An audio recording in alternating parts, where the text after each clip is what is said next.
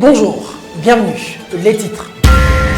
Ce n'est pas un fake news, mais une réalité. Le tout-puissant Kalev Mutond, ancien âgé de l'ANER, a été interpellé par la Direction générale de migration à l'aéroport international de Ndjili, puis auditionné à l'Agence nationale de renseignement par l'actuel AG indien. Situation sécuritaire précaire dans l'est de la République démocratique du Congo. Des Congolais sont en train de vider les lieux dans certains coins pour fuir les massacres. La société MCK, enfin, entre les mains du chairman Moïse Katumbi Tchapou et son prétendant concurrent, M. Beveragui, a tout simplement été débouté par la justice française. Enfin, la Cour constitutionnelle a annulé toutes les décisions prises à l'encontre de l'honorable Mike Mukeba Nkosso par l'Assemblée provinciale de Kinshasa. Godempoyi s'est donc lancé dans une masturbation intellectuelle avec des sous-fifres. Vous suivrez un dossier complet à la fin de cette édition. Mon nom est Peter Tieni. Bienvenue.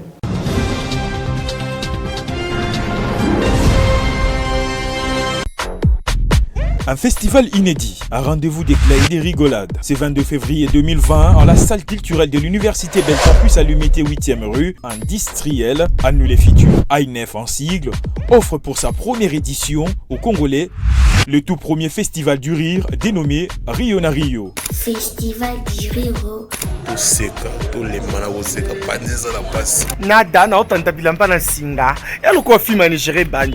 Insécurité dans la partie est de la République démocratique du Congo. Plusieurs villages se vident de leurs habitants dans les groupements de Bangolé et Mabembe, territoire de Mambasa, suite à des tueries. Bekimbelu nous en dit plus. Plusieurs villages sont vidés de leurs habitants dans le groupement Bangolé et Mambembe en chefferie des Bambi la Bambombi, territoire de Mombasa, a indiqué la Convention pour le respect des droits de l'homme, CRDH, citée par Radio Capinet lundi 10 février. Selon cette ONG locale, ces personnes ont fui le tuerie de multiples attaques de rebelles ADF enregistrées depuis le début du mois en cours. Ces familles sont composées essentiellement de femmes et des enfants. Ils se dirigent vers le nord Kivu et d'autres vers Mombasa Centre et Mbiakato. Ces déplacés sont hébergés dans de familles d'accueil, précise la CRDH. Face à ces déplacements massifs de la population, cette ONG exprime son inquiétude sur le risque de propagation de la maladie à virus d'Ebola qui semble être maîtrisée dans la région. Cette structure plaide pour une intervention urgente en faveur de ces déplacés qui vivent dans de conditions difficiles.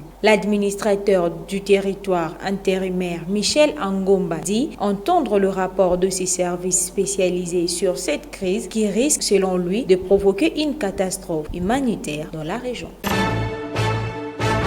Kinshasa, nous vous le disions, titre l'ancien administrateur général de l'Agence nationale de renseignement Kalev Mutond a été interpellé par le service de la Direction générale de migration à l'aéroport international de Ndjili en provenance de l'Ouganda via Addis Abeba. Ce proche de Joseph Kabila utilisait toujours un passeport diplomatique en violation de la loi. Conduit aux installations de l'ANER où il a encore été entendu. Il sera relâché quelques heures après. Contacté par nos confrères de Jeune Afrique, Kalev Mutond dit avoir rendu visite à son ancien administrateur général adjoint qui est aujourd'hui titulaire Inzoum et non était interpellé. Il nie tout en bloc. Interpellation de Kalev Mutond, les réactions vont bon train. Dernière en date est celle de l'honorable G. Koko Mulumba. Regardez. Mbokoyo. Donc Kalev a outinaé Kampala na Uganda. A joué Ethiopian, a quitté Addis à Kinshasa, a un passeport diplomatique. Babi Kazaka conseiller, il y a Premier ministre. Passeport diplomatique accompagné d'un ordre de mission primature. Franchement, j'espère que nous avons un air qu'on va s'ambisser sérieusement. Bon, tout à l'heure, il faut changer. Merci. Toujours en rapport avec l'interpellation de Kalev Mutond, le confrère Amba Owechi sur son compte Twitter stipule que selon une source bien informée, l'ex Chef Barbouze Kalev Mutondo revenait de l'Ouganda où il aurait eu de réunions avec des anciens combattants de la rébellion pro-rwandaise du M23. Il voyageait, semble-t-il, avec un vrai faux passeport de service avec comme fonction conseiller du Premier ministre lâche, le confrère Amba Wich. Tout à fait autre chose, la levée des immunités de l'honorable Mike Mukebai par l'Assemblée provinciale de Kinshasa a été faite en violation de la Constitution et donc cette décision est de nul effet. Tel est le verdict de la Cour constitutionnelle. Regardez. Pour ce faire, la Cour juge que le bureau de l'Assemblée provinciale devait entendre le demandeur et qu'en ne le faisant pas, il a violé la Constitution. En effet, le droit de la défense du demandeur a été violé par le bureau de l'Assemblée provinciale qui prétend sans raison que cette procédure de l'article 19 de la Constitution n'est pas applicable, violant autant l'article 60 de la Constitution qui impose le respect des droits de l'homme et des libertés fondamentales consacrées dans la Constitution au pouvoir public et à toute personne, ainsi que l'article 61 qui exclut toute dérogation au droit de la défense en ce qu'il dispose que même lorsque l'état de siège ou l'état d'urgence aura été proclamé conformément aux articles 85 et 86 de la Constitution, ce droit on ne peut déroger à ce droit de la défense. Il s'ensuit que la décision attaquée a été prise en violation de la Constitution, notamment ces articles 19, alinéa 3, 60 et 61.5, et qu'elle est nulle et de nul effet. La Cour constitutionnelle, siégeant en matière de contrôle de constitutionnalité, après avis du procureur général, se déclare compétente pour connaître de la requête. Déclare cette requête recevable et fondée. Déclare nulle et de nul effet la décision numéro 014/APK/13/2019 du bureau de l'Assemblée provinciale de Kinshasa, prise le 6 septembre 2019, dit qu'il n'y a pas lieu à paiement de frais d'instance. Affaire Mike Mukebai et l'Assemblée provinciale de Kinshasa, alors qu'il est réhabilité dans ses droits par la Cour constitutionnelle, l'élu d'Elingwala sera sous les sanctions de l'Assemblée provinciale de Kinshasa jusqu'en juin 2020, d'après l'Assemblée provinciale de Kinshasa qui met en cause la décision de la Haute Cour. Le prophète Benjamin Kawanga dénonce l'acharnement du pasteur Godempoï sur Mike Mukebai. Regardez. Oui, ma réaction, c'est une grande déception et une honte pour non seulement ces pasteurs et d'autres qui se disent être pasteurs au Congo. Ce verset de la Bible lui condamne parce qu'il a montré qu'il a pris une décision unique et contre la volonté de notre frère Mike Mukebai et contre sa famille et contre tout le monde. Et ce qui est encore curieux, ce même pasteur qui se considère comme, il est en même temps professeur, il se dit, il est même au-dessus de la première institution à laquelle lui-même, il est membre d'une institution. Je parlais de la Cour constitutionnelle qui est une première institution juridique dans un pays. Et donc moi je me dis ceci, cette honte-là demande à ce que, et je demanderai à ce fameux pasteur Godempoï, il ne peut que facilement démissionner. Non seulement démissionner comme pasteur, démissionner comme président de l'Assemblée nationale et déchirer même son titre de diplôme de doctorat. De quoi un président de l'Assemblée provinciale se mettrait en rébellion, ça s'appelle une rébellion contre une institution qui a investi même toutes les autorités qui existent dans le pays. Donc moi je me demande, est-ce que Godempoï, il connaît d'abord la quintessence de la Cour constitutionnelle? Est-ce qu'il ne savait pas que même le président de la République, même la Constitution elle-même est rendue compte par la Cour constitutionnelle? Et donc, pensant qu'il connaît cela et vit son agissement, moi je me dis, et tout autre véritable Congolais doit se dire que Godempoï doit s'effacer parce qu'il constitue comme, il est plus dangereux comme le virus qui vient de Chine. Politique, l'escalade verbale au sein de Cash. Vital Kamere Victime des attaques de certains membres de l'UDPS, son parti politique, l'UNC, monte au créneau et se dit prêt à répondre aux provocations.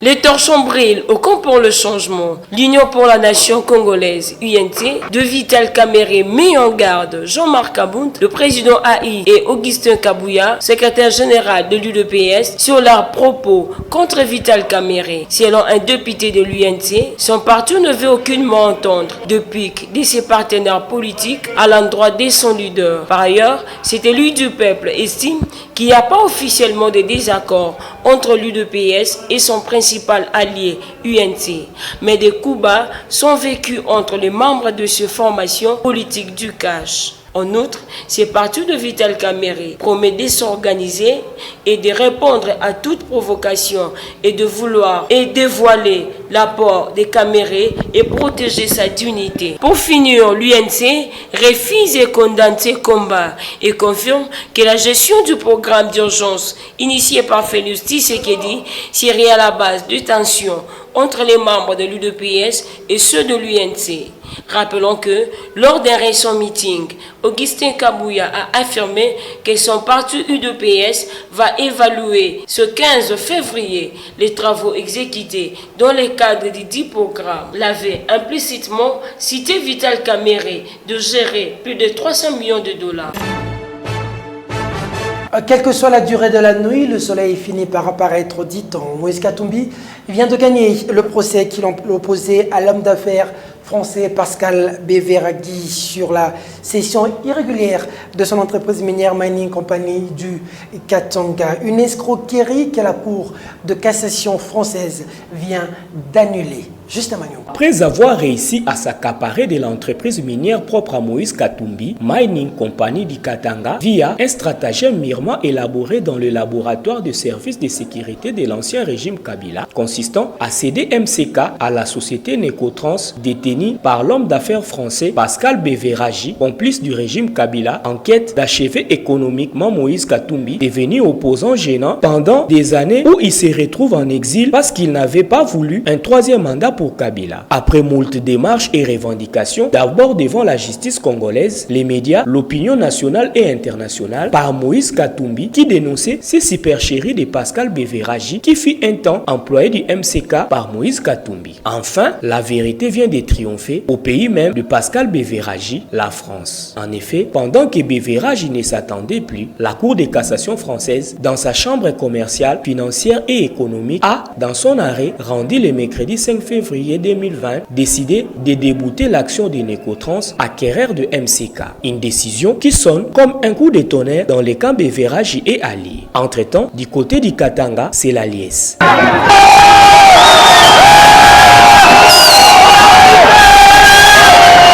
La joie dans le fief de Katumbi, où l'on savoure enfin la victoire de la justice sur l'injustice et du droit sur l'arbitraire. Ceci est un avertissement à tous les malveillants qui, par des moyens dilatoires, arrivent tout de même à s'octroyer les biens d'autrui par les concours des dictateurs. Il existe 99 jours pour le voleur et un seul seulement pour le propriétaire, dit-on. À bon attendeur, salut. Et cette information qui attriste beaucoup des Congolais, un cas de plus de musulmans de la presse. Un journaliste congolais, Jacques Matande, licencié de la radio britannique BBC. Parce que le Rwanda n'a pas apprécié l'interview qu'il a réalisée avec l'écrivain camerounais Charles Onana qui accuse Paul Kagame et la rébellion du FPR qu'il dirigeait d'être à la base du génocide rwandais. Juste à Magnon. Le journaliste congolais Jacques Matande Diambi vient de perdre son travail à la radio britannique BBC de manière brusque et inattendue par la volonté du Rwanda. En effet, après avoir réalisé une interview avec l'écrivain rwandais Charles Onana, auteur du livre La vérité sur l'opération turquoise, quand les archives par un écrivain haï par les régimes rwandais à cause de ses multiples ouvrages polémiques sur les génocides Tutsi. Quelqu'un que les pouvoirs rwandais qualifient de négationniste, car il acquit sans relâche la rébellion du FPR commandée à l'époque par Paul Kagame d'avoir commis le double génocide contre les Hutus et d'avoir abattu l'avion de l'ancien président Habyarimana, un élément déclencheur du massacre Tutsi d'après lui. Une plainte du Rwanda aura suffi pour voir Jacques Matanda être licencié abusivement de cette radio. À cause de cette interview qu'on qualifie de faute lourde. Une décision qui ne passe pas à Kinshasa où plusieurs organisations de journalistes appellent à des protestations et des manifestations. Entre-temps, du côté du gouvernement, le silence reste démise. Ceci reste une affaire à suivre. Toujours en société, l'ASBEL Moto Yassika, en collaboration avec l'Institut technique social de Ngiringiri, ont organisé ce mercredi 12 février 2020 une séance pratique des élèves de la section hôtellerie-restauration. Les détails dans cet élément. Dans le cadre du cours de la cuisine, les élèves de la section hôtellerie de l'Institut technique de Ngiringiri ont concilié la théorie à la pratique. Plusieurs recettes ont été au rendez-vous. Après les séances de cuisine, l'heure était au géré. L'encadreur nous livre la portée de cet exercice. Dans l'option technique, c'est la pratique qui prime. Donc les enfants doivent beaucoup s'exercer pour être bien formés. Bon, qu'ils viennent nombreux parce que c'est une option qui est en vogue. Une fois l'élève fini, donc il sera embauché, ouvrir son entreprise. De leur côté, l'un de ces élèves s'exprime. L'hôtellerie, ce n'est pas toujours la théorie. Il faut aussi apprendre beaucoup de la pratique. Donc c'est la meilleure méthode et c'est la meilleure métier. On a 1000 chances d'avoir de l'emploi. Tu peux travailler dans des sites touristiques, restaurants, lunch-bar. Aujourd'hui, j'ai préparé le pilon de poulet au four. C'était les plats consistants. Mon entrée, c'est les croque-messiers et les desserts, c'est les macédoines des fruits. On apprend aussi des restes congolaises. Satisfait du résultat, Bosco Kabamba, coordonnateur de l'ASBEL Moto Yassika, déclare. Nous, c'est l'ONG Moto Yassika et nous organisons des activités parascolaires. Aujourd'hui, nous étions à l'Institut technique social de Ngiringiri et les enfants ont passé à la séance pratique. Nous sommes là pour encourager les enfants dans ce qu'ils ont opté comme section, comme option. Donc voilà, nous disons un grand merci aux autorités de cet établissement. Et nous pensons que d'autres écoles vont emboîter les pas. Coup de chapeau à son initiateur, Bosco Kabamba. Et nous vous le disions au début de cette édition, un dossier complet sur la situation, ce bras de fer entre la Cour constitutionnelle et l'Assemblée provinciale de Kinshasa sur l'affaire Mike Mukebai Kosso. C'est un dossier de votre rédaction. Regardez. Après avoir défendu avec ferveur et détermination les intérêts du peuple congolais à l'Assemblée provinciale de Kinshasa, s'opposant même sur de pratiques contre le peuple dans cette institution, l'honorable Mike Mukebai s'est vu être frappé par la levée de ses immunités sur la demande du parquet, et cela de manière cavalière. Sans confrontation, pas entendu, le bureau de l'Assemblée provinciale dirigé par Godin Poi lève les immunités du député. Arrêté, Mukebai va en justice contre cette décision qu'il estime inique. Après plusieurs atermoiements, enfin, la Cour constitutionnelle rend l'arrêt en balayant d'un revers de main la décision de l'Assemblée provinciale. Ainsi, pour la Cour constitutionnelle, l'allocution doit être entendue dans le sens que le bureau de l'Assemblée siège sans que les autres formalités, notamment l'institution d'une commission et la soumission de son rapport par la plénière, étant dans la possibilité de réunir les députés en vacances, mais sans l'exonérer de l'obligation d'entendre le concerné. Cette procédure visant à assurer à chacun le droit de la défense consacré par les articles 19 et 61 de la Constitution. La Cour constitutionnelle juge ainsi qu'en sa qualité de gardien de la Constitution, en déclarant conforme à la Constitution le règlement de l'Assemblée provinciale de Kinshasa, elle ne pouvait sous aucune hypothèse entendre autoriser la violation de celle-ci. Pour ce faire, la Cour juge que le bureau de l'Assemblée provinciale devait entendre le demandeur et qu'en ne le faisant pas, il a violé la Constitution. En effet, le droit de la défense du demandeur a été violé par le bureau de l'Assemblée provinciale qui prétend sans raison que cette procédure de l'article 19 de la Constitution n'est pas applicable, violant autant l'article 60 de la Constitution qui impose le respect des droits de l'homme et des libertés fondamentales consacrées dans la Constitution au pouvoir public et à toute personne, ainsi que l'article 61 qui exclut toute dérogation aux droits de la défense en ce qu'il dispose que même lorsque l'état de siège ou l'état d'urgence aura été proclamé conformément aux articles 85 et 86 de la Constitution, ce droit on ne peut déroger à ce droit de la défense. Il s'ensuit que la décision attaquée a été prise en violation de la Constitution, notamment ses articles 19, alinéa 3, 60 et 61.5, et qu'elle est nulle et de nul effet.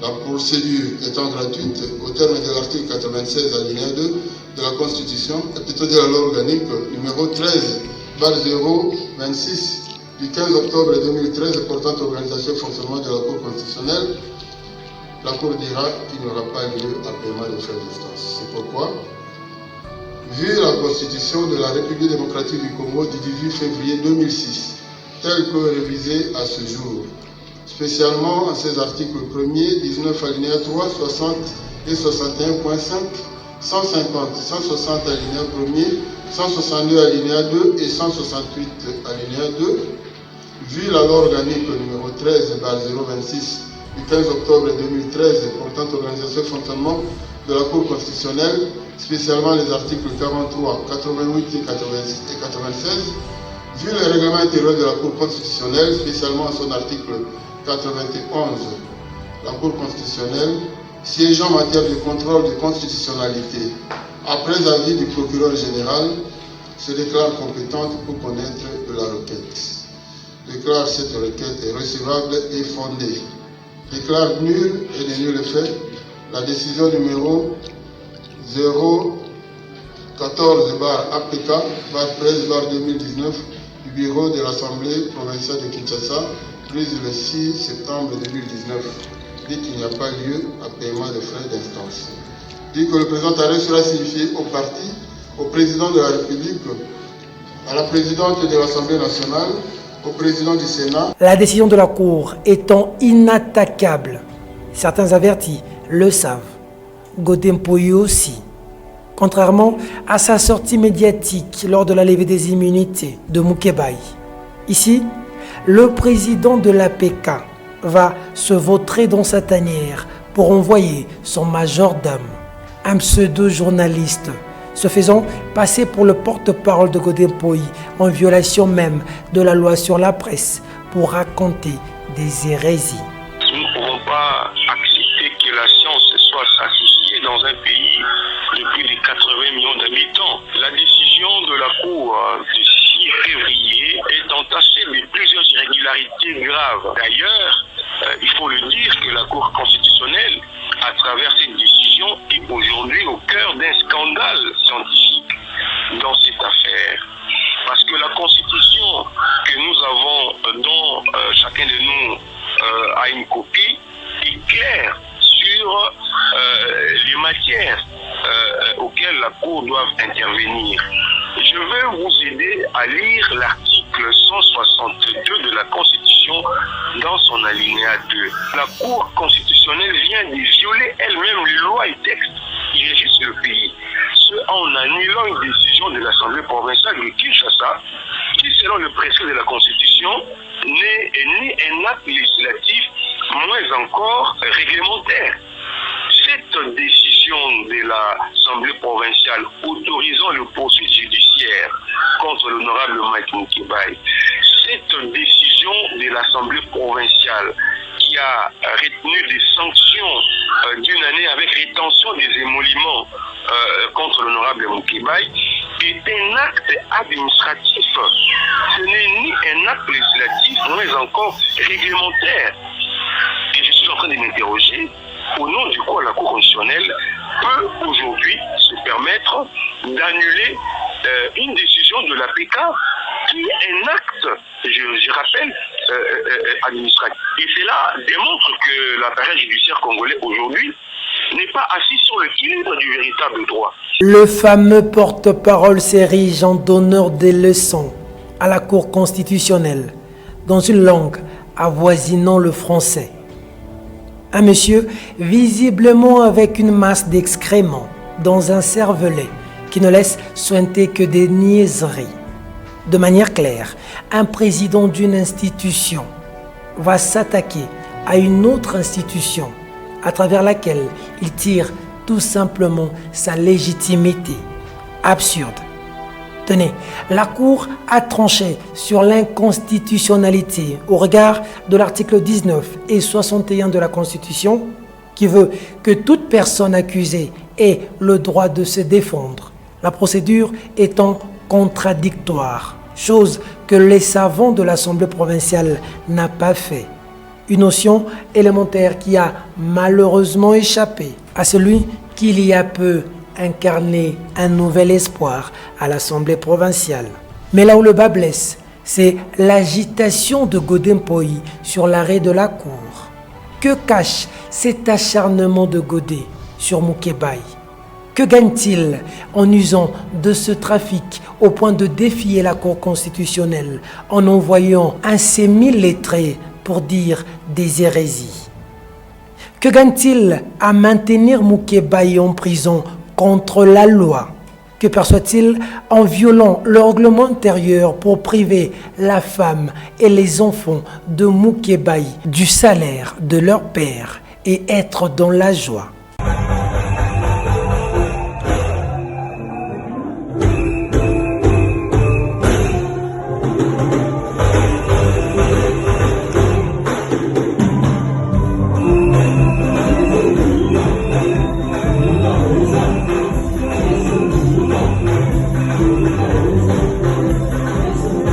L'histoire est un éternel recommencement. Sanctionne tous ceux qui volent l'argent de l'État au Congo. Sanctionne-les au nom de Jésus, mon Dieu.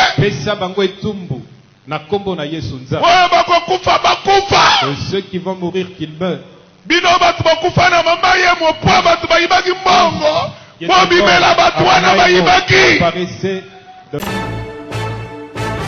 Merci de la sympathique attention que vous nous avez accordée à la Cour constitutionnelle et partout ailleurs dans le monde. Mesdames, Mesdemoiselles et Messieurs, ce journal est terminé.